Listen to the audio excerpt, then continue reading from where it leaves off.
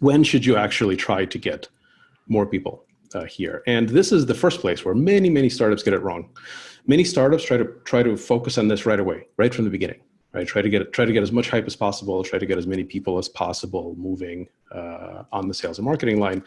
But I actually think that's usually a mistake, because what's more important is the second line, which is the bounce rate, which is people who go from being first-time users, and then in the next month, immediately afterwards, they're inactive, right? So they start using the product, and then they bounce away. They don't use it anymore.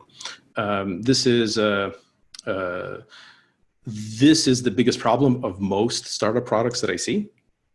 I would say, 75, 80% of the startup products that I look at, initially, if they haven't optimized this, they have a very high bounce rate. That means that a very large percentage of the people that they get through the front of the door just stop using it after the first, after the first experience, or after the first couple of experiences, right? Whatever that first month is.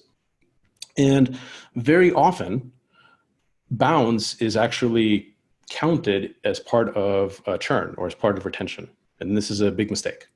So at the beginning at Evernote, we used to count it like that. We would say, well, we thought we had a retention problem. We thought, well, too many people that used to use it aren't using it anymore.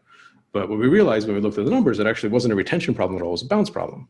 So what we had, the problem was that a lot of people were bouncing, but of the people who stay, they're actually staying around, pretty much forever.